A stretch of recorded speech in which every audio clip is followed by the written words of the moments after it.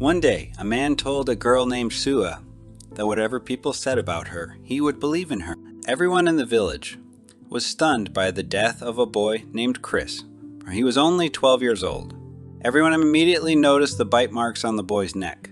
There was no blood left in the body at all, which meant only one thing: the vampire had done his best. Some of the villagers objected because there had never been a vampire in their village. Everyone immediately thought of a girl named Suha. It is said that after her appearance in the village constantly occur misfortunes.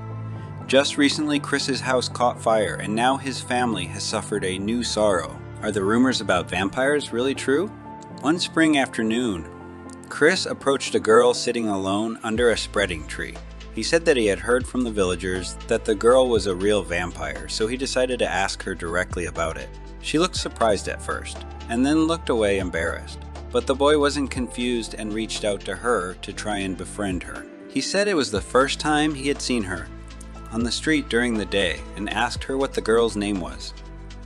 The girl turned away and snickered in response, and the boy decided to turn it into a joke and asked if the girl's name was Ham. To this she got angry and said that, of course, that wasn't her name. The boy then called her Suka and asked if that was the right name. He said that he actually already knew what the girl's name was, for she was something of a celebrity in the village. It's true that the adults rarely call her by her name. More often they just call Suha the recently moved vampire, to which the girl said she wasn't a vampire. The boy was surprised by this and said that according to the local Suka, often moves from place to place, doesn't come out during the day, and at night she hangs around alone and catches pigeons to eat them. The girl said this was not true, especially the last point. The boy said he didn't believe it either. Suka sat on her knees and with her hands in her hair, asked why she was always surrounded by such strange rumors. The boy asked why then Suka did not appear outside during the day, for that way she could go out and tell everyone that it was a lie. The girl thought that no matter how much she says, no matter how many dozens or even hundreds of times she denies it, no one believes her because they think she has strange powers. For as long as she could remember, she had been told that she should never use her powers, because if she showed them to the rest of the people, they would begin to suspect the girl, and her family didn't need to draw attention to themselves. Her parents always said that if Suha showed her abilities in front of people, everyone would consider her a vampire. Because of this, the girl began to wonder if she might be a vampire, and was afraid that it would all turn out to be true. However, the boy said that he was sure that Suha was not a vampire. He said he was lame from birth, and when you think you are different from everyone else, it becomes scary to cross paths with them. After all, so many people gossip about those who aren't like them in any way. The boy said that once he heard from his parents that they would regret his birth, and he was afraid that these words would become true. But now he is not afraid of it because he knows that these words are not true, and his parents love him. That's why the boy doesn't fall for such nonsense anymore. He once again offered Suka to be his friend, and said that the other boys don't take him to play either. The girl agreed to be his friend. From that moment on, Suka had a friend for the first time. It was the first time she enjoyed every day, the first time she wanted to tell someone her secret, and she was finally able to do it. She thought the boy would be scared, but he was only a little surprised and said it was a very cool ability. Suha was surprised and asked if the boy really wasn't afraid that she might turn out to be a vampire. He said he wasn't scared at all since he knows the girl. She was very surprised and asked if that was true, to which the boy replied that he wasn't afraid at all. Suha thought that she was still afraid that she might be a vampire, but her thoughts were interrupted by the boy, who asked, in all seriousness, if she wanted to try to bite his neck. The girl was very indignant at such a suggestion and said that of course she would not do it, for there was little chance of anything going wrong. The boy said that everything was all right and he believed her. The girl trembled at such words and hugged herself. She could not accept such an offer because she thought that there was a chance that she herself would turn out to be a vampire. The boy said there was nothing wrong with her doing it not now. He said she could bite him when she believed she could trust the boy, and when she believed in herself. He asked Suha to promise that. When she could believe in herself, then she would bite him on the neck. The girl thought that now, for the first time in her life, there was someone who believed in her more than she believed in herself. She thought that meeting Chris was the greatest happiness of her life, and every moment together was filled with joy. She was looking forward to what was ahead of them. She wanted to call Chris to admire the fireflies next week, and this time she wanted to go to him herself, to his village, to his home, to him who always came to her first. However, when she arrived at the boy's house, she found a burning house and panicked villagers. Some of the people were shouting that Chris was still inside, and at that moment, Suha realized that she had to save him, because he couldn't get out on his own. She rushed toward the burning house and remembered her parents' instructions that she should never use her powers, that she shouldn't show them to strangers, or she would be suspected of being a vampire. But right now, the girl didn't care. She ran forward and thought that she didn't care what people would say about her, and it didn't matter how they would look at her. Such nonsense didn't bother the girl anymore, and she was determined to use her power to save her friend. As the roof of the house began to fall, the girl caught it with her bare hands and held it above her as if it had absolutely no weight. Seeing her friend, Chris was overjoyed and said that since she had come to save him, it didn't matter what people said. Chris will always believe her. He said that a person with such a warm heart just can't turn out to be a vampire. Suha cried at such words, because all this time she thought that she was haunted by misfortune, but now she knows that it was all just for the sake of their meeting, so that she began to realize her value and that she never forgot such a friend. After a long time, the girl transferred to a very famous academy. The mentor said that she was the first transferred student in a long time and asked to be reminded of the girl's name. The young lady said that her name was Suha. The mentor told the girl that Dizelis Academy, in tribute to their founder, as the girl herself might have noticed, operates at night. Classes start at 9 in the evening. It might be difficult for Suha to get used to it at first, but she was sure she would quickly get used to it. The woman also said that so far they had no rooms left in the new dormitory, so they had to allocate a room for the girl in the old wing. No one uses that room, so it might be a mess. Suha said it's not a big deal. The mentor said that according to the rules of the academy, it was never allowed to leave the school grounds after sunset, and that didn't even concern the academy rules so much as the girl's personal safety. The woman said that recently, not far from the academy, Dizelis was committed a murder, and according to rumors, it was the work of the vampire. The mentor assured the girl that their academy was known for its strict admissions procedures, so she wouldn't meet any vampires within the walls of the academy, but it could be dangerous outside its walls.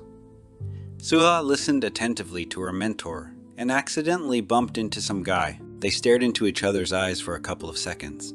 Then the young man averted his gaze and walked away from the girl and the mentor, apologizing. The woman had already led Suha to the room where she would be staying. The room was the most extreme of all, and was far away from the other students' rooms. But the mentor immediately promised the girl that as soon as space was available in the new building, she would immediately move Suha into the new room. The girl said that she didn't need to worry about it or change anything, as she was happy with this room. The mentor accepted the girl's decision and said that in that case she could go to her room, settle in and rest. As soon as Suha entered the room and closed the door, she immediately looked around. The room was a mess. Things, books, even some clothes were lying everywhere. The window was wide open. She wondered if this was her room. Even with all the chaos that was going on in there, the girl was still glad to finally have a room of her own. She had been so worried while she was talking to her teacher and hoped her mentor hadn't noticed. Right now, Suha was over the moon. She was able to transfer to the best school in Riverfield, which was known for its strict policy towards vampires. So definitely no one here would consider her a vampire anymore. Because of Suha's strange abilities, she was always labeled as a vampire, so she had to move to new places again and again. Even if her room was in the middle of nowhere and dirty, she could clean it up. But the girl began to think about her powers again. They had done little good in her life. Now she remembered what Chris had said to her in the house on fire. He had said that a person with such a warm heart simply couldn't be a vampire. She recognized that meeting Chris and revealing her secret to him had been one good thing after all, except that she would never be able to see it again and feel as much trust from someone as strong as him. The moment the girl lifted the bed over her head to move it to another place, the door swung open abruptly. Standing on the threshold was the same young man she had accidentally bumped into in the hallway. At first they looked at each other for a couple of seconds, and then the guy having recovered a little from the shock, said that he had forgotten a book in this room. Suha immediately threw the bed on the floor and began to say that the guy had misunderstood everything, and of course was unlikely to believe her after what she had seen.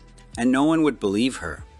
But she really wasn't a vampire. At these words, the girl realized that she cried and thought that everything was lost because she had transferred here with such difficulty. But the boy had already said quite calmly that he knew Suha was not a vampire and believed her. The girl raised her head at the young man. She couldn't believe his words. The guy said that no vampire could penetrate the walls of this academy because the school has strict rules regarding the inspection of entrance. And looking at the girl's face, you can immediately understand how upset she is. Suha sincerely thanked the young man for believing her. She said that anyone in her shoes would feel like that. But she certainly doesn't want to be considered a vampire because she despises vampires more than anything else in the world. That's why she told the guy that he couldn't even imagine how happy Suha was to be able to transfer to Dicelis Academy because there are no vampires in that school. She's so happy now that she won't be confused with vampires anymore. The guy said that the girl must have suffered a lot from that in her life, and she replied that that was still putting it mildly. She said that she couldn't count how many times she had been suspected, and all because of those damn vampires. According to the girl's parents before she was born, vampires were nothing more than stories from books. But apparently something went wrong. Suddenly, the girl remembered that the young boy had come to get his book and asked where he had left it to look for it. The boy replied that there was no need to do that, and he would find the book himself, but the girl had already done so. Examining the cover, she said that the book must be very old. The guy replied that he was a bit interested in such books. Suha asked if by any chance this was why the young man had entered Dicelis Academy. After all, this school is famous for its library and collection of ancient editions. The boy replied that it was partly because of that. The girl said she liked to read too. She didn't have much friends at school before, and so all she had to do was read. Suha thought that in truth, she could only call Chris a friend, but she said out loud that this was the first time she had seen a person who read such books, because not many people read books nowadays. The girl casually asked what the book was about. The boy was a little embarrassed, but he said that in general terms the book contained all kinds of old stories. Suha said that, since it was such an interesting book, she would also take it to read later. Suddenly, as if realizing something, she apologized to the young man. The guy didn't understand it, and asked why the girl decided to apologize. Suha said that she apologized for probably being too annoying, because she was very happy to meet them. She said that it had been a long time since she had interacted with people, without prejudice. The guy said with a smile that it wasn't a big deal, as he enjoyed chatting with the girl too. Suha blushed a little, and gave the guy the book. He thanked the new girl and said that he had to go now. As soon as the door closed behind the guy, the girl thought that she should have at least learned his name, and offered to meet again sometime. After all, this was a chance to make a friend, and she ended up losing him. As soon as the girl thought about it, the door opened again and the same guy stood on the doorstep. He said he forgot something else and asked what the girl's name was. Suha told him her name and immediately stared at the floor in embarrassment. The guy asked if she wanted to know what his name was. The girl, in even more embarrassment, asked what his name was, to which the guy said with a chuckle that he had asked for it himself, and now he was silent, but he would tell her. The boy's name was Heli. He was in the 12th grade at Dicelis Academy. Heli proposed Suha to become friends, to which the girl willingly agreed. After recognizing the girl's name and telling her his, Heli left, saying that they would meet again. In the hallway, someone called out to Heli, calling him Chun. The guy turned around and saw a kid with red hair, Gino, who was smiling happily and waving to his young. He said that Heli had been gone for a long time, and he thought the guy had disappeared somewhere. He wanted to go home without him, but he was lucky enough to meet Heli. The young man apologized to his friend and said that he had gone to talk to the new girl for a while. Suddenly, another guy appeared abruptly behind Gino's back and asked who the new girl was, since they said it was a girl. Heli replied that it was indeed a girl, and that she was staying in the room that no one but their company was using. Gio was surprised and asked if Heli was definitely talking about that old room that looked more like a warehouse. He thought it might be very uncomfortable to live there. The third guy said he liked it so much, because of the remoteness of that room, and now they wouldn't be allowed to go there. Heli said he wasn't sure about that, because if they made friends with the new girl, they could safely look in there. It would be very easy to do because Hyaran very easily finds common language with many people. Suddenly, another member of their company appeared behind the guys. He mentally said that making friends with a human was just nonsense. Heli immediately recognized the guy. That was Solon. Heli also mentally told him that he had already introduced himself to the new girl and offered to be friends with her. He also told him that the girl's name was Suha. In this telepathic conversation, the fifth guy intervened. He said that Solon is right, and they're not allowed to socialize with others. Solon confirmed this and said that they didn't need to. Heli thought he knew what Solon was worried about, but there was something wrong with this girl, for there was something about her that was like themselves. Sion was surprised and asked how that was one of them. Gino asked how this girl was able to get into the academy then. Solon said that there was no way she could be like them, since they were one of a kind. Heli confirmed that the girl is not one of them, but she is also not an ordinary person. He senses something strange and appealing about her. Sion wondered what it was that Heli was saying, and if he was really just falling for the new girl. Solon thought, where would they get such feelings? And even if they do, they can't be friends with humans, because they wouldn't accept them anyway. The fifth boy supported Solon and said that humans getting close to them in vain would only bring danger upon themselves. Heli remained silent, and Solon, interrupting the telepathic link, said that, be that as it may, none of them should go near the new girl. At that time, Suha was just standing behind Solon's back and heard his last words. Solon said that no matter what, none of them should go near that new girl again. And Suha was standing at the guy's back just then. She heard those words and she felt uneasy about it. Heli noticed Suha and oohed quietly.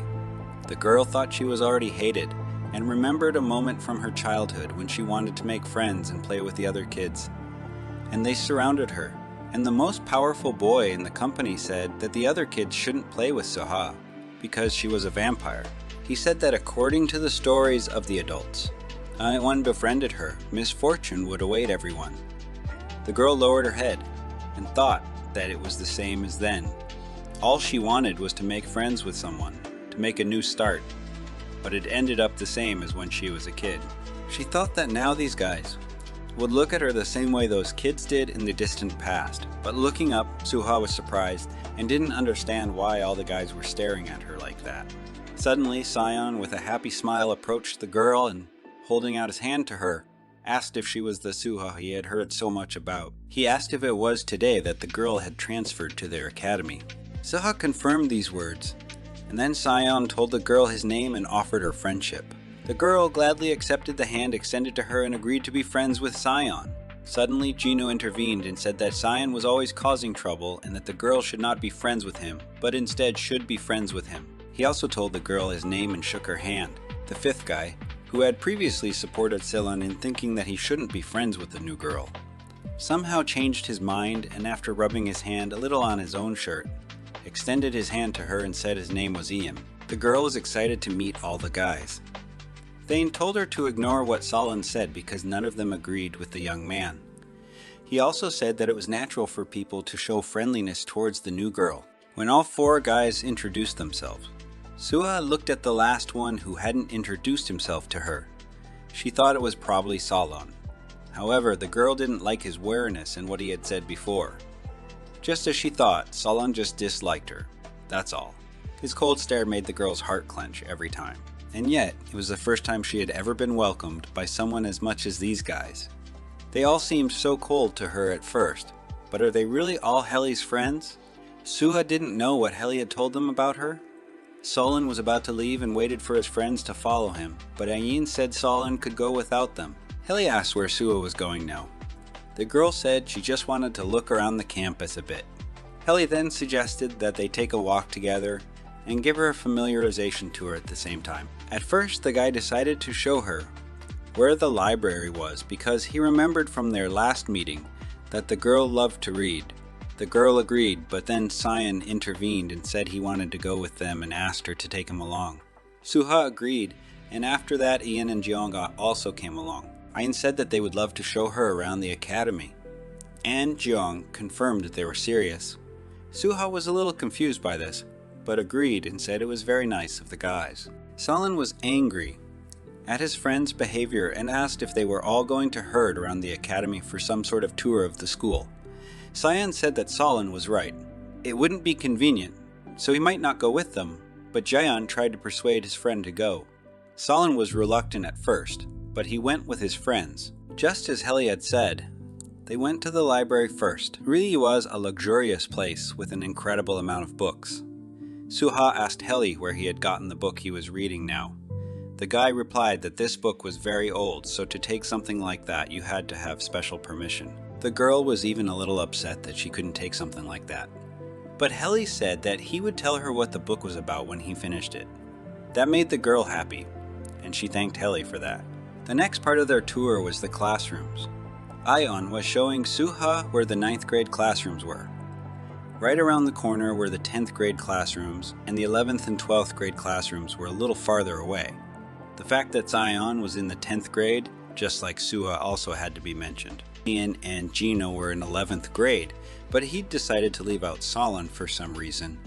But he said that Heli was in 12th grade. Suha was surprised by this and said that even though the boys are in different grades, they are still so close. She said that it's really cool. Solon was the only one walking a little behind the cheerful group and looked at the girl suspiciously. Heli explained to her that it was no surprise because all the boys had grown up together. The girl didn't understand that and asked how that was possible. Heli said that they all came from the same orphanage. All of their parents had died and the boys had been sent all to the same orphanage where they had met. Solon was incredulous that Heli had given the girl such details and mentally asked why he had done it. Heli ignored the question and the girl apologized to them. The next destination was the sports field. Gino said that all the athletes were busy practicing right now because an important 8-ball match was about to take place. Most likely the remaining 2 were just on the field right now. The girl asked why 2 and Gino said that they usually go in groups of 7, but the guys who were absent now were taking the game very seriously, being confirmed that those 2 just love to compete, so they practiced tirelessly. The guy was sure that their team would win anyway. The girl wanted to ask what kind of game it was. IT ball. But suddenly a ball flew at them. Ian reflected the ball, and the other guys immediately rushed to cover Suha from the blow. Seeing the ball, the others realized that it was launched by the 2 guys who were practicing right now. Closer to the edge of the field, 2 guys ran up and apologized for the ball hitting the wall. One of them asked if his friends were okay. Ian called the guys by name, Noah and Jaka, and said they needed to be more careful next time. Jaka said they were lucky that the ball flew right back in Ian's direction. The guy got a little angry, and those ran back onto the field. Ian turned back and asked if Suha was okay, if she was too scared. But he saw an interesting picture. Heli cradling Suha against her, seemingly without even realizing it, realizing that their friends were looking at them. The guy and girl pulled away from each other. Heli apologized for that and asked if Suha was okay. The girl replied that she was fine thanks to the guys. She blushed a little and lowered her head, and said that she was very grateful to all the guys for today. They had purposely taken their time to help her. Heli said they all had fun, but the girl said she had to go and quickly ran off to her room. Sion didn't understand why the girl ran away, and Ian assumed she was just scared of the ball. Already standing by the door to her room, Suha tried to catch her breath and thought about how it was so strange to have a guy hugging her like that. It was the first time. Suddenly, the girl was called out by someone's voice. She turned around and saw Solon in front of her. Solon came almost close to Suha and asked her if she knew his name. The girl didn't understand the question at first, but then answered that the guy's name was Solon. The guy was about to leave, but the girl suddenly thanked him for that incident. The guy didn't understand and asked what incident the girl was referring to. She answered about the incident at the sports field when a ball flew at her. That's when Solon grabbed her by her clothes and pulled her back. Solon was a little embarrassed by this, and said that it was nothing like that. He just noticed dust on the girl's uniform and decided to shake it off that way. Suha thought that was nice enough too. She replied that she was grateful to Solon anyway, and offered to be his friend. But the guy suddenly became serious and told the girl not to even think of getting close to them. They don't make friends with other people, especially people like her. Solon thought to himself that he had some strange feeling from this girl's presence, some incomprehensible strong attraction. As he left, Solon told Suha not to even talk to him or his friends from now on. Later, the boys all gathered in one room and discussed what had happened. Sion said that he seemed to understand what Heli was talking about when he said about the strange attraction. Gino said it was probably about this new girl. Na is definitely not one of them. Then why does she cause such inexplicable feelings, as if some strange force is leading the heart itself? Ian agreed with his friend, but could not find a suitable description. Then Heli intervened and said that it felt as if they wanted to do whatever the girl wished. All three boys agreed with that description. Sion couldn't believe it. He thought it was true love, but how could it be possible for everyone to fall in love at once at the same time? Gino interrupted him and said that they couldn't experience emotions like that. Ian said that he feels something else besides all that, but many times stronger. Meanwhile, Suha was standing outside her room and was already starting to cry a little. Solon, who was about to leave but turned around for some reason, asked what was wrong with her face. The girl almost cried and said that since Solon wanted her to, she wouldn't even say hello to guys. The guy was embarrassed by this and said that the girl could say hello to them and talk a little and generally do whatever she wanted. Solon asked the girl not to misunderstand him right now. He didn't hate the girl. There was another reason. He wanted to give a reason already, but at the last moment he changed his mind. After all, the other guys will definitely disobey anyway, so the girl doesn't need to focus on Solon's words. The guy turned around and left, wishing Suha good night. In the evening, the girl was more excited than ever, for it was her first day at Daizelis Academy. As soon as she came out of her room, she immediately ran into Heli. He said that he had come specifically to go to classes together to get better friends because that was what Suha wanted. The girl thought that Heli was taking care of her so that she wouldn't feel uncomfortable after transferring to a new school, and that was very nice of him. As they walked down the corridor of the academy together, everyone said hello to Heli or waved at him, and he would say hello to everyone in return and wave back as well. Suha thought Heli was really popular, although it was understandable since he was so cool and friendly. Suha thought that Heli wasn't just polite to her, and for some reason blushed at the thought. The guy noticed this and leaned closer to the girl and asked if she was uncomfortable being around him. The girl started to deny it, saying that it was just the opposite and she herself was afraid of making the guys uncomfortable because of her. She said that all 7 of the guys have been very close and she was a little girl, and now she is trying to fit in with them. She realized that not many people would like that. Heli replied that it's all nonsense and it must have been Solon who said something like that to her. Suha said that wasn't true, but thought to herself how Heli could have guessed that. The guy said that Solon had said all those words, then not out of malice and asked the girl to ignore it. He said that the reason for Solon's words was not because of Suha, but because the guys had a secret that no one should know about. Heli said the last words already in the girl's mind, and she was very much surprised by it. Heli said that only Suha knows about his gift of telepathy, except their company, because Heli trusts her and believes that the girl will not reveal this secret to anyone. After that, Suha and Heli separated, wishing each other good luck in class. When Suha entered the classroom, Sion was already there. Seeing the girl, he was very excited. Suha thought that she was very lucky to study in the same class with Sion. The guy pointed to the seat next to him and told the girl to sit there. Suha looked at the desk and, noticing things, told Sion that someone was already sitting there. Sion smiled and said that it was okay. It was Solon's seat and he could be asked to sit somewhere else. At that moment, the girl felt something wrong and turned around and saw Solon behind her, angry as hell. Suha, noticing the boy, said that he didn't have to find another seat, as she could sit somewhere else. Solon said he didn't care and could sit if he and Sion wanted to. The guy gathered his things and moved to the seat right behind the girl. When the bell from class rang, Sion came up to Suha and asked what they were going to do now that class was over. The girl said that she wanted to clean up her new room after class. Sion happily replied that he would help the girl with that. As Suha was walking down the hallway towards her room, in her thought she heard Heli calling her name. She turned around and saw a guy smiling sweetly at her and waving. He walked up to the girl and asked her how her day and lessons were. Suha said that she was fortunate enough to be in the same class as Sion, so everything went smoothly. Helly asked if it was true that since Suha was in the same class with Sion, she was also in the same class with Solon. She said that was correct. She was sitting next to both guys since Solon had given up her seat. Helly was surprised at this behavior of her friend, and at the same moment Solon passed by them. The guy said that he didn't give up his seat at all. I was just taken away. Ian came up to the company and, having heard the whole conversation, said that of course Solon should have given up his seat to Suha since she was new. Then Gino joined in. He said that since Suha is new, they would need to look after her and help her out. Sean said that his friends were right, and if Solon didn't like something, he could move to the very back of the class. Solon was not happy that his friends were now supporting some new girl instead of him, but there was nothing he could do about it.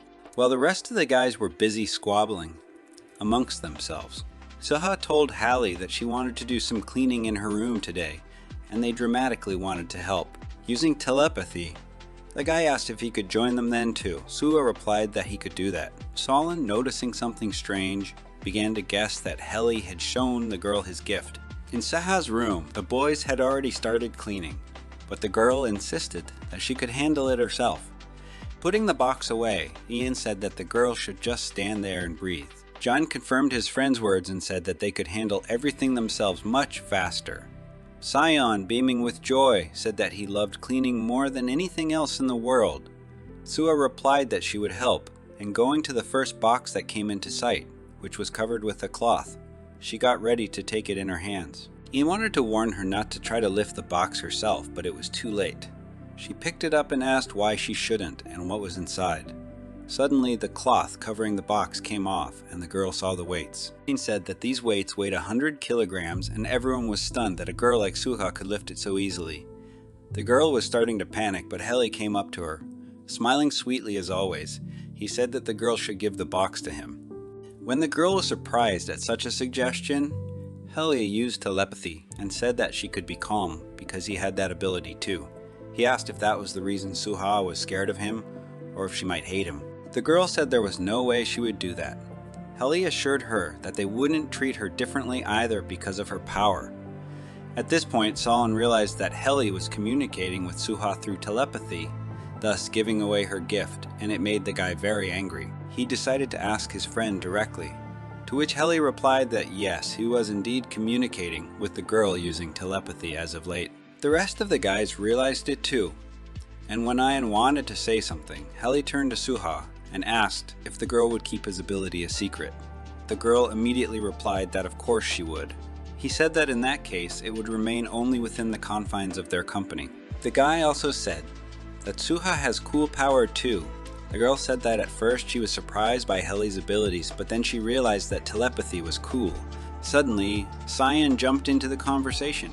He said he could walk on walls and, as proof, demonstrated it by walking on the ceiling. Solon was very unhappy that the two had already revealed their abilities, but no one thought to stop. And picked up the gym equipment with ease and twirled it on one finger, saying that these were his weights, and while Suha didn't live here yet, he had been practicing here. Jong came up behind the girl with a flame lit on his hand, and jokingly said that if Suha's hands got cold, she could always turn to him.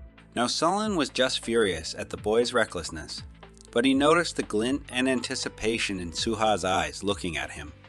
He asked what she was looking at him like that for, and said that he was no good at any of that.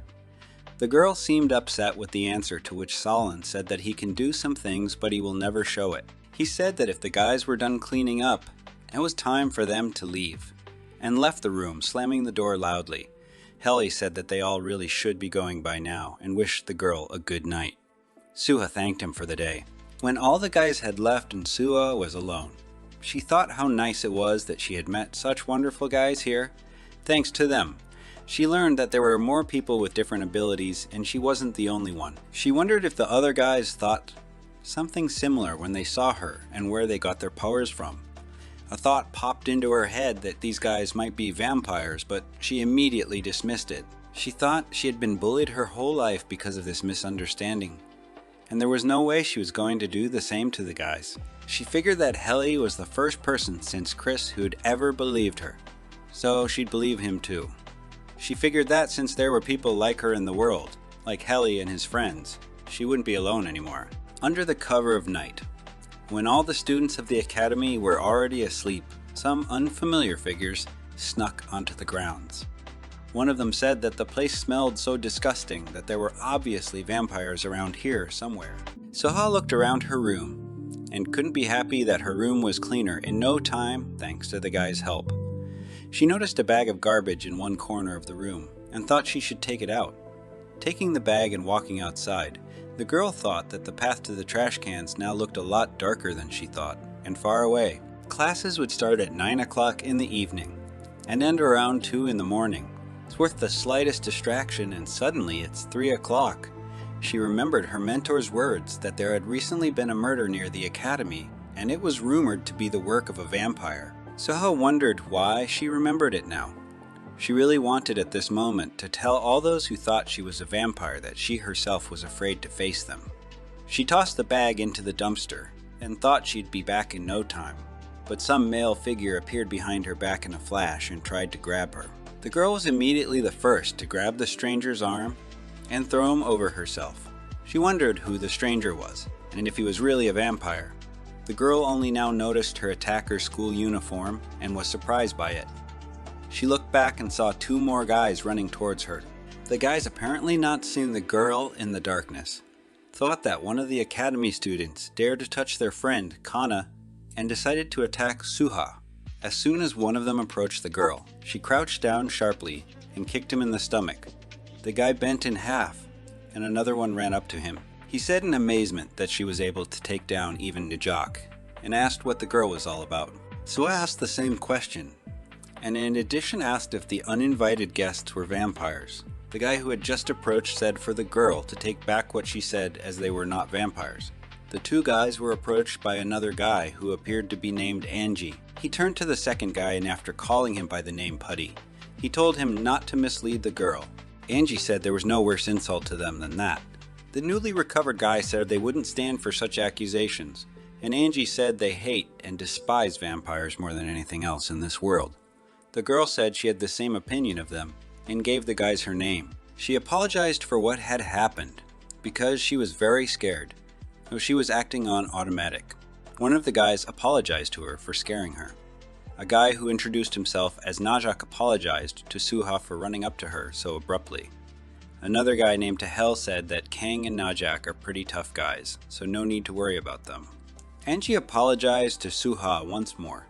And the girl thought at this point that usually in situations like this she was always mistaken for a vampire and these guys were talking to her like nothing had happened. Suha turned to Khan and said that he and his guys were wearing school uniforms but they were not the same as in their academy. The girl asked why they came here. Najak said that they are students of Sunshine City School and they came here to find some jerks. Suddenly from nowhere 2 guys appeared behind Suha's back. One of them asked what the students from the other school were doing here and why they were surrounding one of their students in the middle of the night. Kang said that they decided to do their own investigation into the murder that happened the other day because one of their school's students had died. Suha was stunned by this answer, and the guys who stood up for her asked what this murder could have to do with them. Kang said, how can the guys insinuate that they had nothing to do with it? The guy with Suha behind him said that such a thing is more about the Sunshine City students, which made them very angry. Kang asked if the guy was afraid of regretting his words. He said that the group of boys came here under the bright moonlight, and that was because they weren't even a match for them on normal days. These words made Najak very angry, and he was about to fight with Suha's advocate, but the girl was able to stop them. The guy who stood up for her was amazed that she could do it so easily and didn't understand how she had such strength. The other guy, who had been silent until then, said that they thought the guys from the other school were bullying the girl. But Suha said that wasn't the case. There was only a small misunderstanding between them, so there was no need to swear. At this time, from the back, Helly came up to all this company and asked what they were all doing here at this late hour. The guys from the other school seemed to grin, but they couldn't take a step under Helly's intimidating gaze, and the guy told them all to move away from Suha immediately. Turning back to the guy, the girl said that she had only gone to throw out the trash, and they had had a little misunderstanding. Helly walked over to her and gently asked if she was hurt. Hearing that the girl was safe and sound, the guy was overjoyed. He said it was late and dangerous to be outside, So he would walk her to her room, but the girl didn't really want to leave without understanding the situation. The head of the company of strangers asked why Helly thought he could just leave like that, since they weren't done yet. Helly's gaze became rigid, and he said that he had nothing to talk to them about, so they could get out of their academy. King decided to take a chance and asked directly if the death of one of their school's students was the work of the academy students. Helly replied that they had nothing to do with it. Angry Najak asked if they thought it would be enough to just deny it. One of the guys defending Suha said they don't do that, to which Kang asked if they could prove it. The other guy said they have the same question for outsiders. Kang said they came to the academy for a reason, and they have reason to be suspicious of the students here. Helly asked what in that case he was going to do if it turned out to be them. There was an intimidating energy emanating from the guy, and Suha felt it, and was even a little scared. King was ready to get into a fight, and Helly was ready to defend himself, but they were interrupted by Suha, who asked Helly not to start this again. When Helly looked at the girl, his gaze immediately softened, and he apologized for making her worry and said that they wouldn't fight. He also said he knew why Khan suspected them, but it really wasn't their doing, and he hoped the guys would believe him. Dahal asked Khan if they really have to take Helly's word for it. Helly says that even if they don't, he wouldn't want to fight with the other school's students right now since Suha is scared enough as it is. But if they do want to settle things, there's a netball competition coming up. Why not settle things on the field? No fist fights, but civilized settling things through sports. King and Helly glanced at each other, after which the leader of the outsiders turned to the girl and told her that they would be leaving today and apologized to her again for scaring her. But this incident and the nightball have nothing to do with each other. So the academy students should not act rashly because the Sunshine City students will be watching them. Likewise, Khan added that they will wipe their team out in the game. King told the others that it was time for them to go. But Tahel didn't understand why they would just leave like that. Najak said that the academy students seemed to think they could win this year's netball competition, though the other guys would be back in this match and they could win. Helly offered Suha to walk her to her room, to which she agreed. On the way, the guy apologized to the girl, but Suha didn't understand it and asked why. Helly said that he apologized for almost getting into a fight right in front of her. The girl said there was nothing wrong with that, since Helly stopped when she asked him to. Walking to her room, the girl couldn't understand what was going on with Helly at that moment, even though he wasn't doing anything, but she felt on an instinctual level that she had to stop the guy, for she had a feeling that if she didn't, something terrible could happen. In the academy's garden, Solon looked up at the nearly full moon, holding out his hand to her.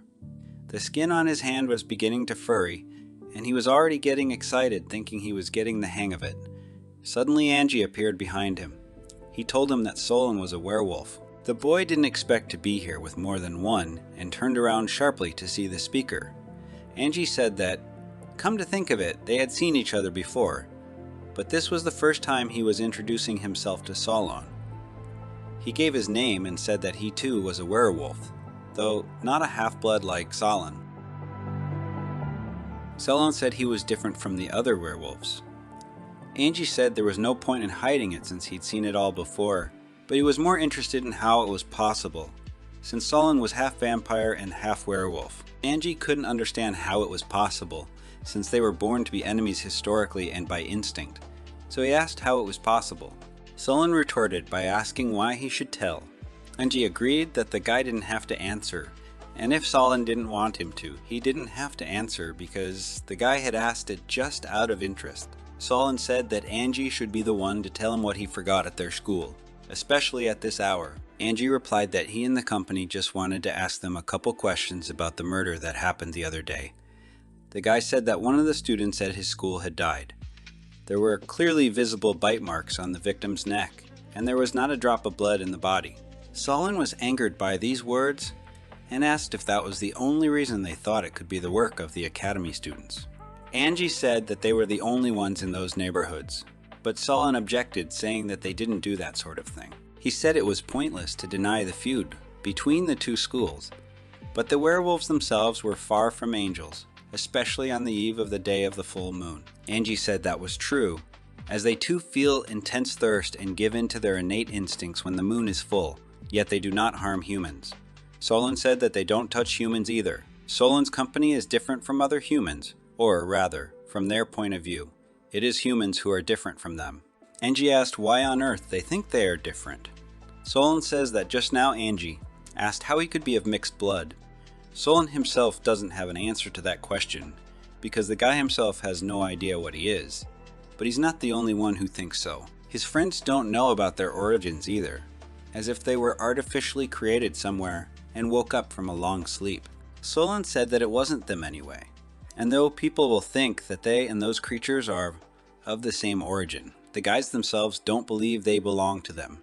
The guy said that if Angie doesn't want to believe him, that's his right, and he's not looking for understanding from werewolves. Angie said she hopes Solon isn't lying too, because at least half the time, but they're still of the same blood. Suddenly Angie heard the voices of his friends who were already looking for him everywhere. He told Solon that he had to go now, but added that next time they met they could at least say hello. Angie said goodbye to Solon and left the guy alone to ponder what had happened. Outside the room, Suha thanked the guys for walking her out, but Heli said she shouldn't do that. He suggested that from now on they throw out the trash together, especially at a time like this. The girl agreed and remembered the guys who had helped her. They were Noah and Jaka. She thanked them separately for showing up at just the right moment. She asked how they knew what was going on, if they'd heard the commotion and come to help. Jaka said that was the case, but now Suha wondered why Heli had come there. The guy was a little embarrassed and said he was just passing by. Suha thanked Heli again and wanted to say something, but she stopped herself. She thought to herself that she had almost blurted out that she was actually glad that Heli had come. Saying good night to everyone, she went to her room. As soon as the door closed behind the girl, Noah and Shaka asked in one voice through telepathy who the girl was. Heli said her name was Suha, and she had recently transferred to their academy. Heli asked if they had gotten to know each other yet.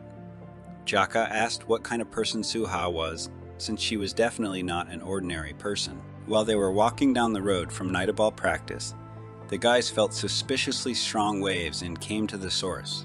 Jaka said that the source of the power was exactly that Suha. He had never felt such a thing before, and this force was overwhelming him.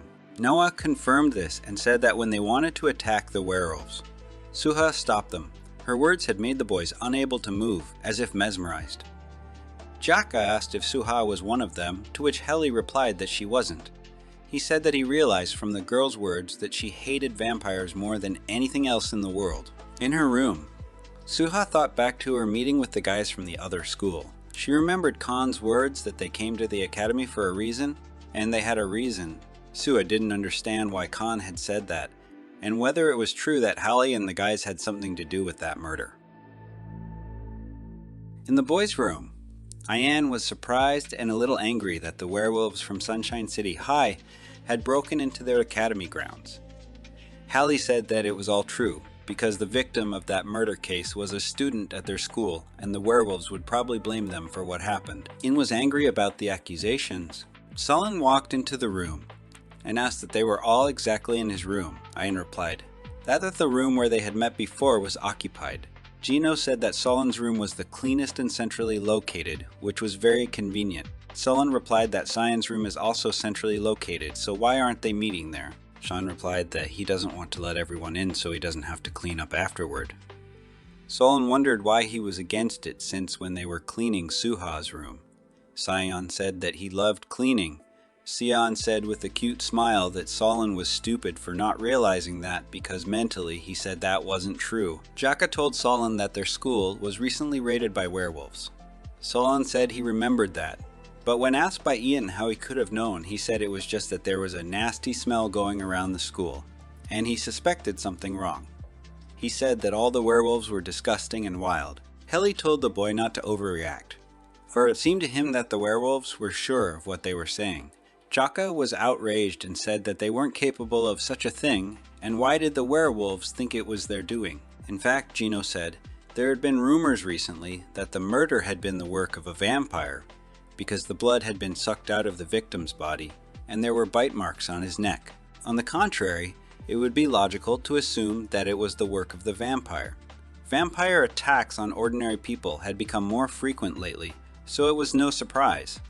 Heli said that Even though they knew they hadn't done anything, he wished Suha knew about it.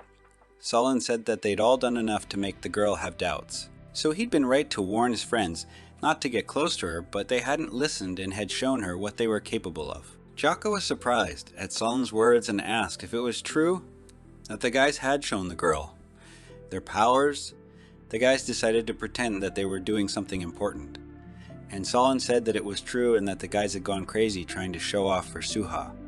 The only one who didn't show her his powers was him. Noah said that even they didn't know Solon's abilities, so it wasn't surprising. Suddenly the boys themselves were curious about Solon's abilities, and when he refused to show them, Jaka suggested that the older man might even be a normal human. Cyan said that if that was the case, they could bite Solon to test who he was. Solon got angry at such suggestions and said that he was definitely not human, to which Cyan said that they were just jokes and no one was going to bite him because they believe him.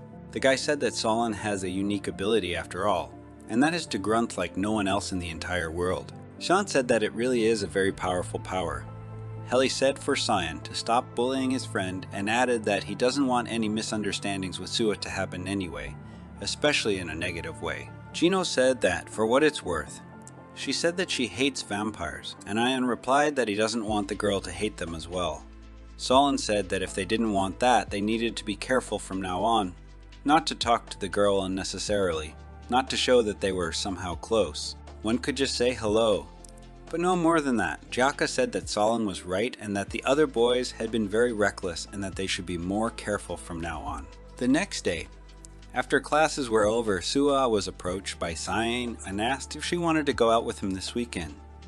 She asked where her boyfriend wanted to take her, to which Cyan said they would go to the main square, eat ice cream, walk around, and they could also go to the beach. The girl liked the idea, but she also asked if they would be alone or if they would call the others. Suhan replied that it would be just him and Suha, but then Solon intervened and said he would go with them too. Using telepathy, Cyan asked indignantly why Solon was interfering with their plans. Solon replied that he didn't know what Cyan might say if he was alone with Suha, so he would never leave them alone. He also said that they had already decided that they would not get close to the girl, to which Cyan replied that he had told himself that he had lied that time too. This made Solon angry, so he decided to tell all his friends that Sean had decided to call Suha to go out to the main square this weekend. Upon hearing this, all the guys said they were going too. Solon didn't expect such a decision from Jack and Noah. After all, they supported not getting close to Suha. While Cian and Solon were arguing amongst themselves, Heli decided to mentally talk to Suha. He asked if Suha would really go to the main square on the weekend. Earl said she was, then the guy asked her permission to go too. Suha couldn't refuse him in appearing behind the girl's back.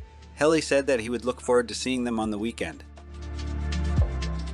At the appointed time, Suha was waiting for the boys in the center of the square.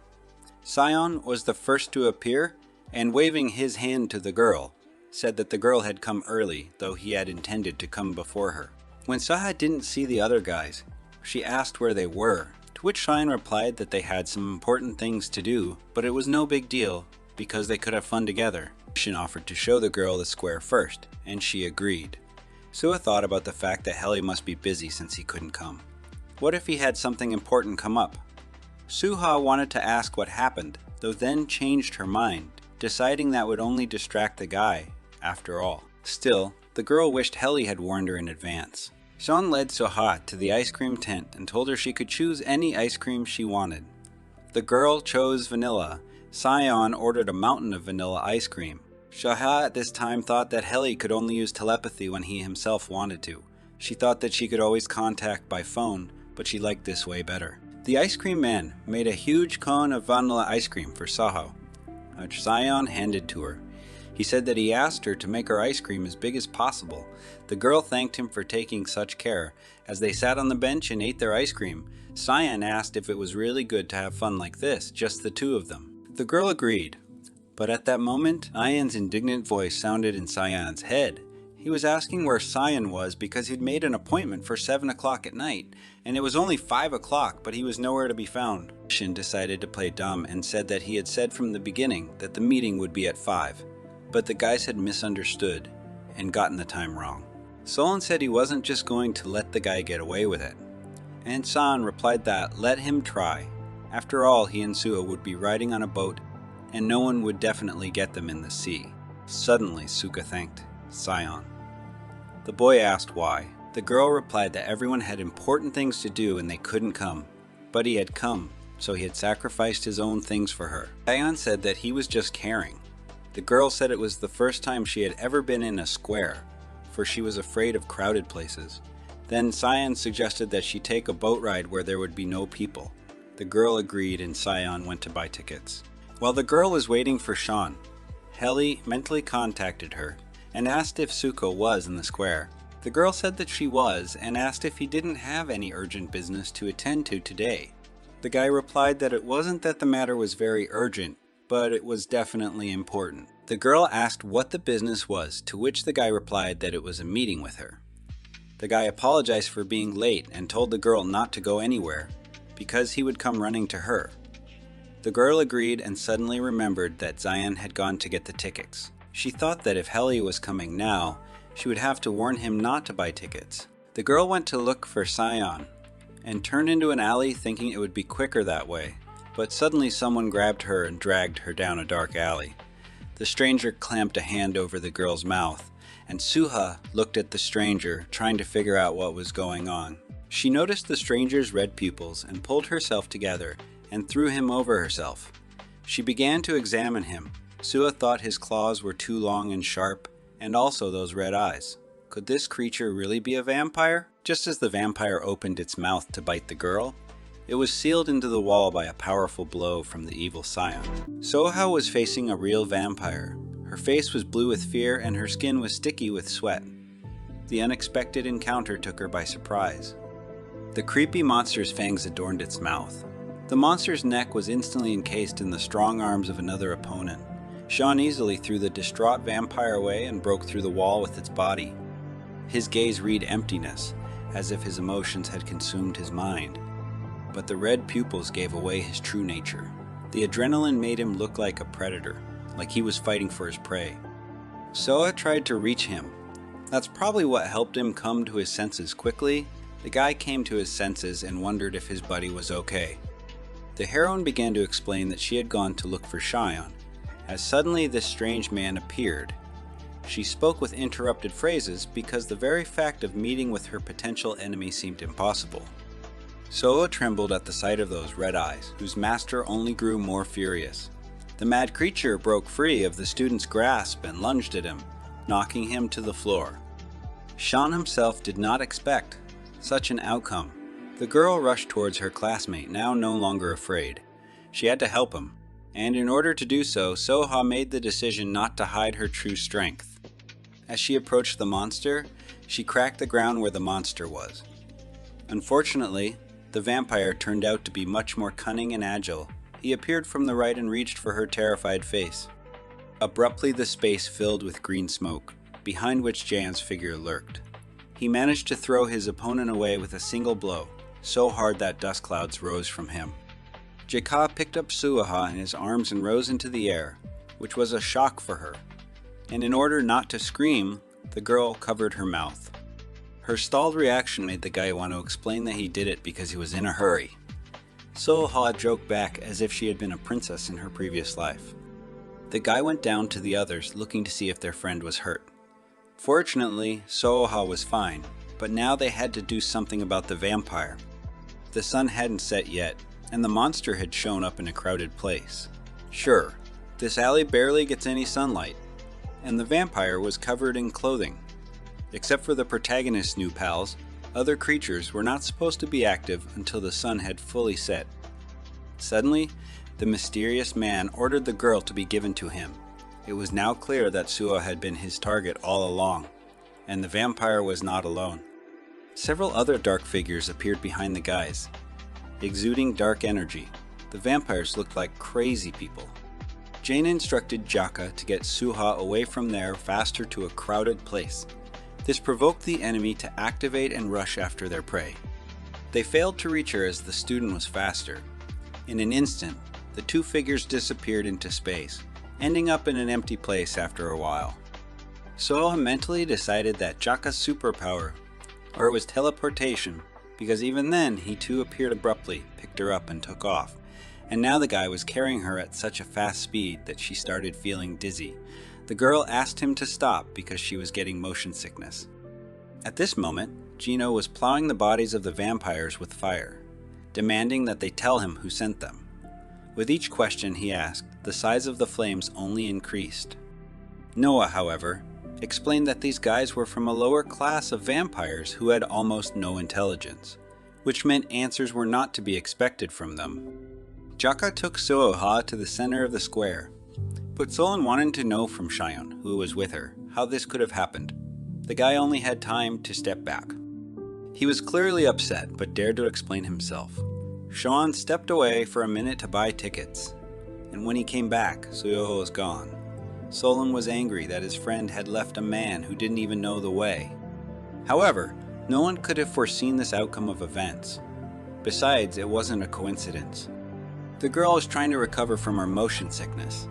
Jaka was worried and wanted to support her somehow. He fidgeted from side to side until Soha thanked him. The guy's face flashed when she said she was glad for his help, and he couldn't even get a word in edgewise. The protagonist even wanted to know how Jaka had managed to pinpoint her location with accuracy. A second later, another thing caught her attention. A tall silhouette stood in the distance and looked directly at her. The guy with blonde hair was smiling, but Soya's face became increasingly lifeless, as if she had seen a ghost. The main character recognized him as Chris, but the eyes of the once joyous lad were nothing but emptiness. While Soha was trying to make her way to her old friend, someone was trying to reach her mentally. Hilly inquired about her condition, wanting to find her right now, but the girl's attention was completely focused on Chris's silhouette. Suddenly Khan appeared in front of her, so she froze in place. He was happy to meet her walking in the square. So apologized to him because she had to go. But the werewolf didn't let the new acquaintance take a step either. It was already too late though. Chris's silhouette had disappeared. That's when Jaka covered Soha with his body, which made her embarrassed. But the same could be said of Khan because he tensed when he realized that they were together. The protagonist wanted to refute that, but Jaka interrupted her. Suddenly, the guy was called by his friends, who suggested a boating competition. They too were excited to see Soha until they spotted him, their blood nemesis. On the other side appeared the vampires who were also rushing towards their friends. The two species met each other with heavy glances, but Heli saw fit to approach the protagonist specifically. He apologized for the lineup because he was worried. It was alright as they made it in time to come to the rescue. Khan, on the other hand, was curious as to what the reason was, and Suha explained that vampires had shown up. The young werewolf hadn't expected her to say that, it seemed, and so each of them shuddered and hated her. What was strange was that the monsters were wandering around at the wrong time for them. Fortunately, the vampires had dealt with them, so there was nothing to worry about now. But Khan was in a terrible mood because they would not have originally allowed Suha to be in danger, and that provoked John. Gino appeared behind him just in time. The young werewolf, on the other hand, saw it as an excuse for the girl to stay away from those rascals. He was saying it for her own good, and the next weekend they asked her to go out with them, but Sean didn't let them talk, pretending that Suho had already promised them. In that case, they could meet the week after. The vampire glowered as if the protagonist would be with them forever, as if they already had all their time crammed in. It didn't come to a fight because they were separated. By the way, Sean's birthday is coming up in 3 weeks, and the guy invited her. One of the werewolves didn't believe it, so the vampire invited him too. But they were so pissed off, though even though there was strife between the races, the guys agreed because that's what Suha wanted. And so when she was in her bed, the girl remembered the man she had seen in the square, as she thought the silhouette of the stranger was very similar to Chris, if he was still alive. But that could only have been her imagination. It only looked like him. Soha herself didn't understand how she couldn't help but recognize him. Had the guy been alive all this time? But then why hadn't he been looking for her? Tears of grief streamed down her face, which was covered with resentment because the old one had just disappeared. She didn't care about any of that right now, as long as Chris was alive. The protagonist tried to reach out to him, convincing herself that he hadn't forgotten her. They had been close in the past, playing together every day. Moreover, the guy said he trusted Suha and asked to bite him. And that was the truth. Chris really remembered it. His bright smile graced his snow-white face, but the protagonist's skin was damp with tears. It all turned out to be a realistic dream. Her gaze became glassy with the realization of reality. Chris couldn't be there, but that remained to be seen. Suha was nervous about the fact that it was darker that day than before. The reason was because of the full moon. Except where was all the moonlight? Goosebumps ran down her skin because stray dogs appeared on the right. Suha was wrong. The creature was much bigger. Someone called out to the girl and asked what she was doing all alone at a time like this. It was Khan, and the guy was unlike himself. It was like a different personality. It was clear by the blush on his cheeks that Khan was nervous and shy because the girl was wearing the same pajamas. Suha got a strange feeling, as if this was not the Khan she knew. His eyes and those fangs were different, so the girl figured it was a matter of late. Though it might have seemed like it to her. Now Suha deigned to remember her inappropriate appearance, but the guy told her not to worry about it. It happens to him every day. What was more important was what the protagonist was doing in such a place. She didn't give a real reason, but lied that she wanted to see the night sea. Khan was confused that Suha came here alone so late just because of that, and in such a dark place. By the way, she thought there would be a full moon that day, but there was a lunar eclipse. When the sun, earth, and moon line up, the moon hides behind the shadow of the earth. It was an incredibly special night. Suha knew about it, but this was the first time she had ever seen it with her own eyes. So there was a lunar eclipse tonight. Khan's face flashed. The protagonist changed the subject and asked what he was doing here at such a late hour. The guy replied that he only wanted to admire the eclipse. Had Khan really come alone? The others were asleep right now. His face was covered with drops of sweat, as if he were worried or ashamed of the truth. Suddenly the boy offered his new acquaintance to escort her, for the girl had met vampires today. He was worried, but he wanted to spend some time with her. Suha admitted that she was a little scared, and those vampires and stray dogs of all sorts. About the latter, Khan didn't realize it at all. On the way here, the protagonist had seen a pack of huge stray dogs. They were so gigantic, just like wolves. She was glad it wasn't them. Stray dogs couldn't be allowed to attack someone. Khan, on the other hand, exclaimed that they would never do that, especially those wolves. In his opinion, wolves were not bad animals. The girl agreed with him because she thought they were cool. That sentence made the man's face shine even brighter. He was glad that Suha liked wolves. That turned out to be true though when she saw them on TV. In reality, to her, they were scary. This made Khan's face droop. The next day, Healy Rajalani greeted Suha, who had come to borrow a book. The guy had just finished this one and came to give it away. The book was about ancient myths that had survived to the present. There were stories written about vampires, werewolves. They were known there to have harbored a grudge against each other since ancient times. Many examples could be cited where they clashed together. Suha knew that werewolves were humans who turned into wolves under the full moon, but she wanted to know what happened to them on the night of a lunar eclipse. And could werewolves turn if the moon was covered by a shadow? Healy didn't know for sure, but these creatures would fall in love with the first girl they met on the night of a lunar eclipse, and they would love only her for the rest of their lives. It was so romantic. But lunar eclipses didn't happen very often, so it was rare for werewolves to fall in love. Suha decided to share that she recently witnessed such a natural phenomenon. She was worried, but still shared that the night after they went to the plaza, the main character went back there. The student wished to know what made her do that. But Suha didn't give away her secret. She thought there would be a full moon there, but for some reason it was so dark, and as it turned out, it was because of the lunar eclipse. That's what Khan had told her. The phrase that they'd met by chance made Healy shiver, as if something irreparable had happened. The boy stood motionless, clenching his fists in anger. He pressed his lips together and looked down frantically.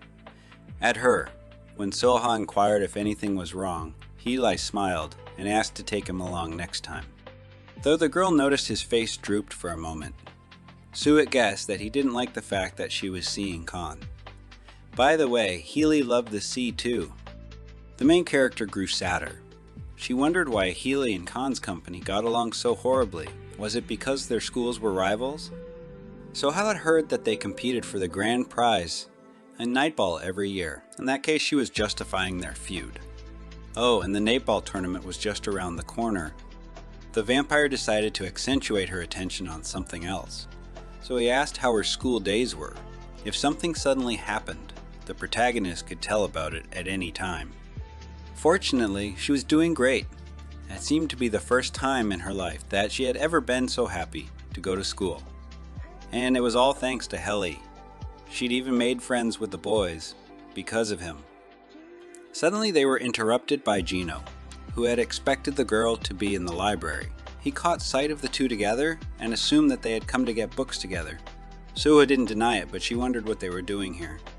John confessed that his hobby was reading books, and Sean had also picked up a book on Introduction to Quantum Mechanics because it had become his passion lately. Jaka, on the other hand, asked them to stop lying, and Noah held the book upside down in general. As it turned out, Gino had shared with them that Suha was in the library, which was why they had tagged along. Apart from Heli, none of them would read a line.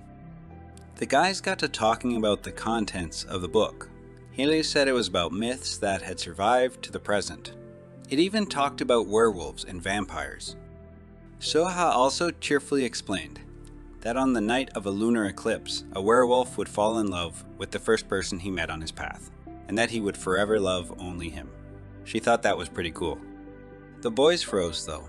Watching her reaction carefully, Sean pretended to agree with her, even though he thought werewolves were just mere mongrels. Jan also added that if you just stood next to them, you could end up in the wool.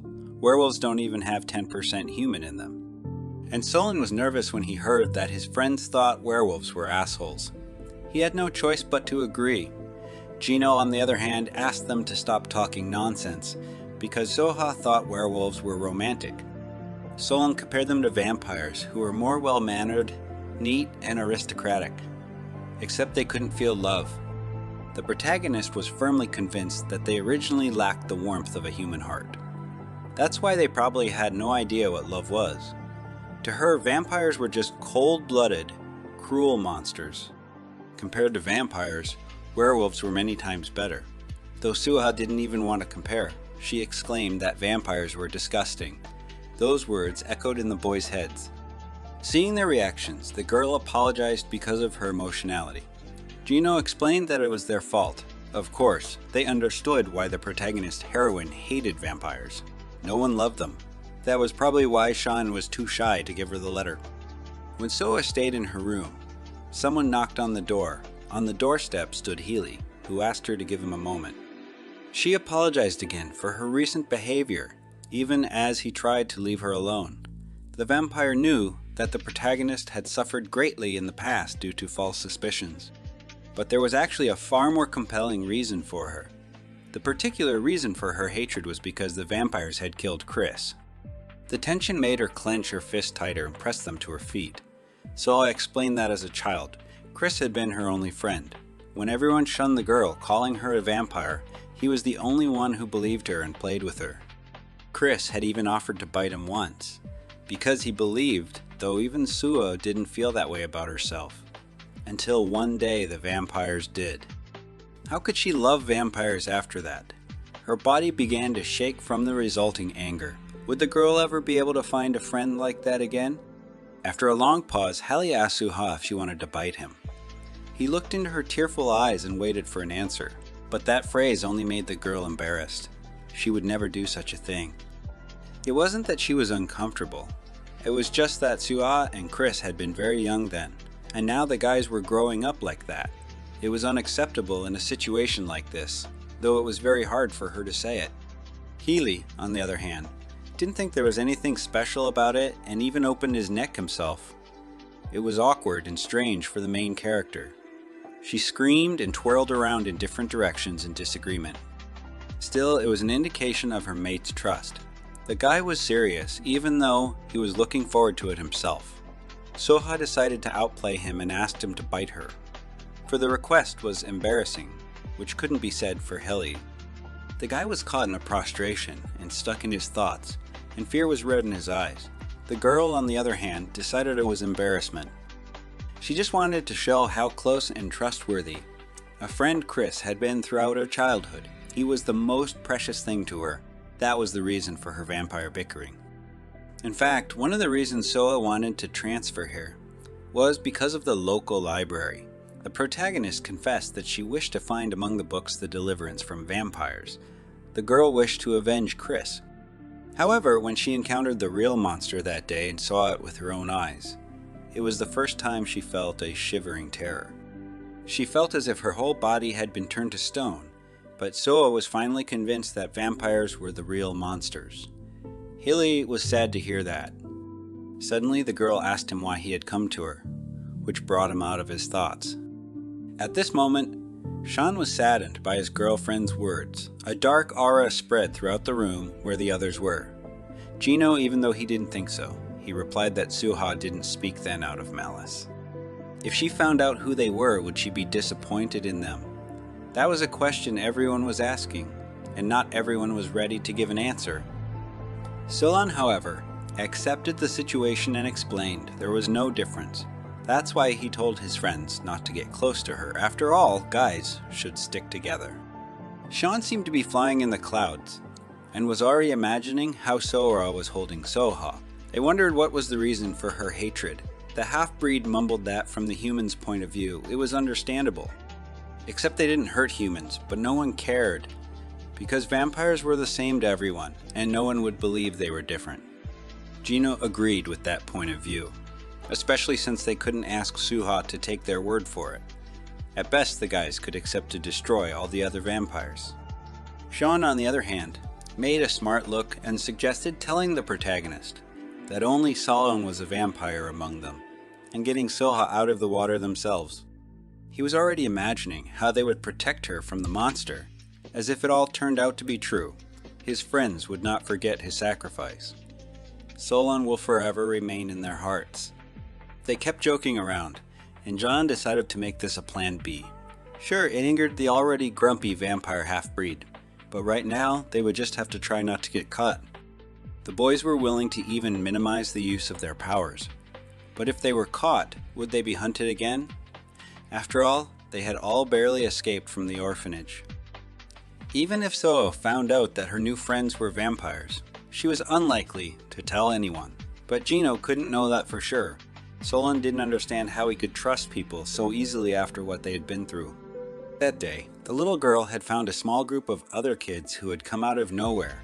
She let them inside and explained that this warehouse was unused.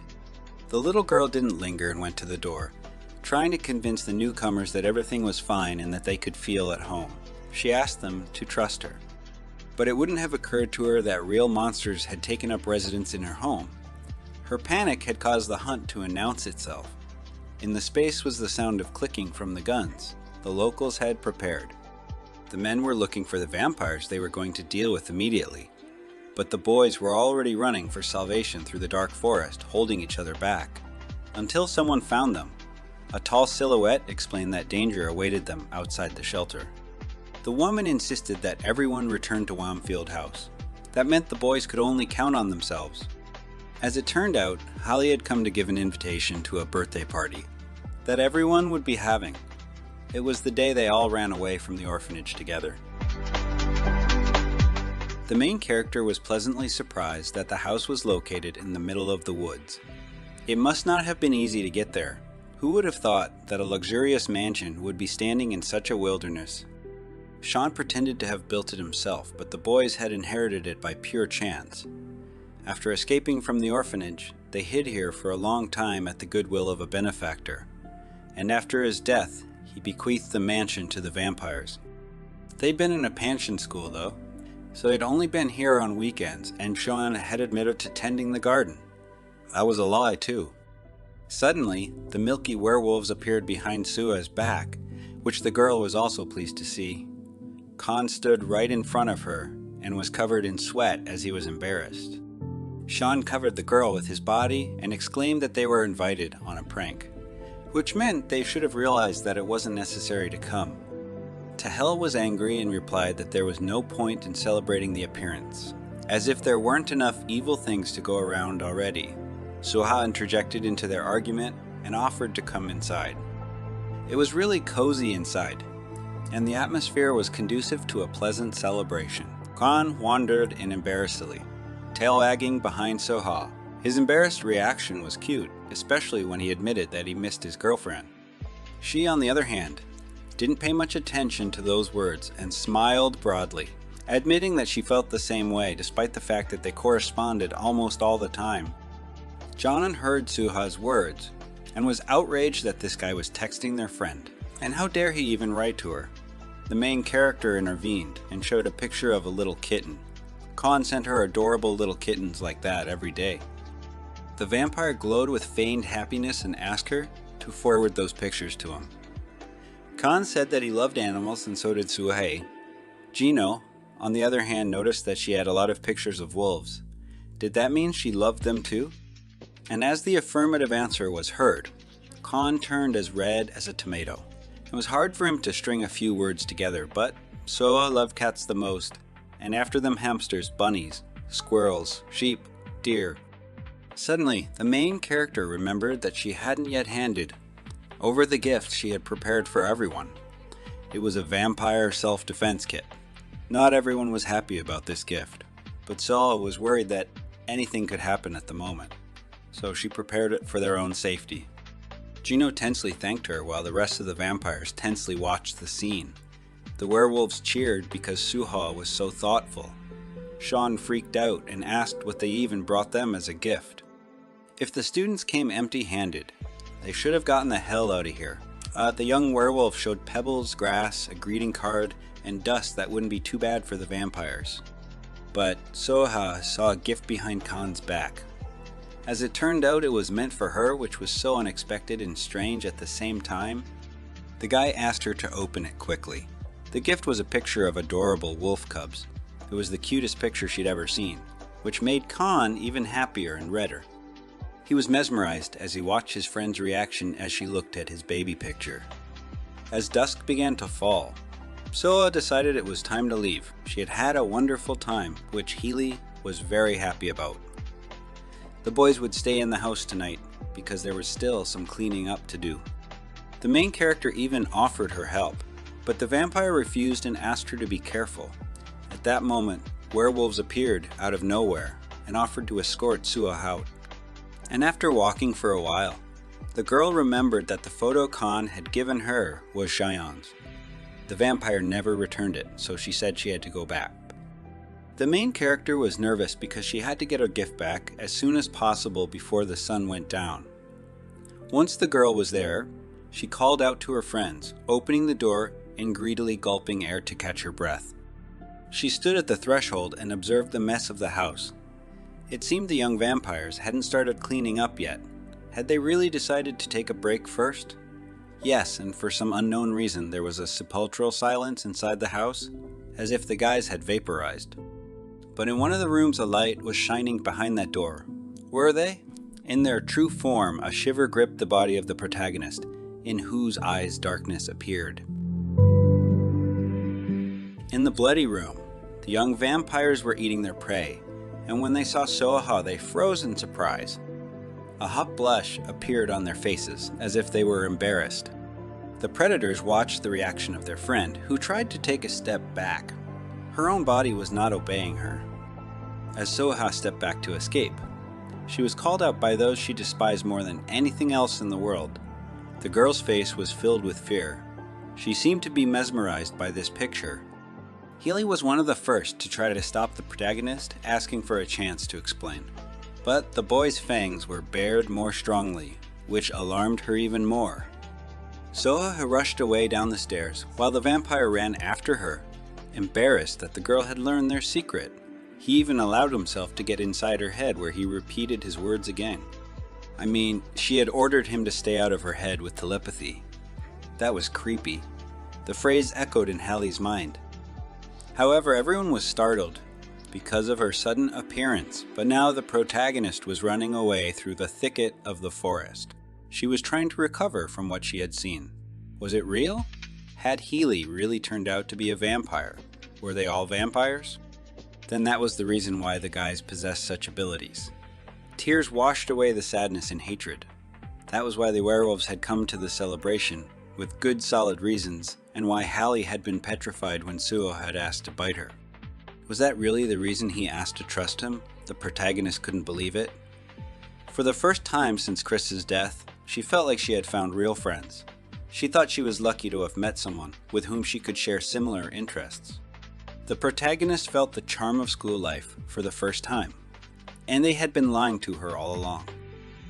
Her body was no longer listening, and now Suha sat on the grass, sobbing from the pain she was in until she felt someone's presence. To her left stood a tall silhouette with intimidating brushes. He was moving straight in her direction, but the protagonist, for some unknown reason, thought at first that it was Healy. The girl demanded that the guy stay away from her because she hated vampires more than anything, who was now standing right next to her. But it wasn't Healy. Suha froze in fear as her friends tried to come to their senses. Healy had told his brothers that he was going to go after her and explain everything. But what would happen next? Did he really think Suha would listen to him? Especially after the girl had seen them like this. No one knew what they were going to do now, but Solon was pretty sure that now rumors would spread throughout the school. That meant they would have to run away and wander again. But would Suha tell what had happened? He knew that she hated vampires more than anything else in the world, so the protagonist wouldn't ignore them being in the same school with them. John, on the other hand, thought it would be a good idea to try to set up a meeting and talk quietly first, at least through telepathy. But if Healy did that, he might scare her even more. Jakka was tasked with finding her location. He explained that the waves coming from her were pretty strong, so the guy would do it in no time. But something wasn't right. There were a whole lot of vampires near Suha. In the thicket of the forest, the protagonist was surrounded by monsters. Her body was petrified and her speech was incoherent, but help was on the way. Suha was trapped by the vampires who were enjoying her sweet smell. Mentally, the guys were trying to contact each other to find out where the main character was now. Luckily, Healy was running straight towards her.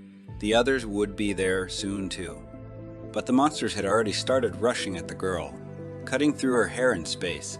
She managed to break free from the circle. She couldn't even scream in fear, only her tears spoke for her. When one of the monsters practically grabbed her shoulder, Suha managed to deftly turn around and make a footstep to keep her opponent out of the way. Her strength was incredible because one light punch and the vampire would fly away in different directions. However, they had the advantage in numbers. One of them grabbed the girl by the neck and began to squeeze. Someone had to help her, but even Healy, the one who always came to the rescue, turned out to be her worst enemy. She managed to scream out Khan's name. The rest of the werewolves heard the voice of the main character, trying to fight off the monsters. Fortunately, it was all behind them now. The first to arrive was Haley. Of course, he realized that he was scaring her with his appearance, but they weren't who she thought they were. Suha didn't believe his words, but wished it wasn't true. But the man's reaction was the opposite. He could not lie to her because he realized that Suha was not one of them. And it pissed the girl off that she trusted him so easily.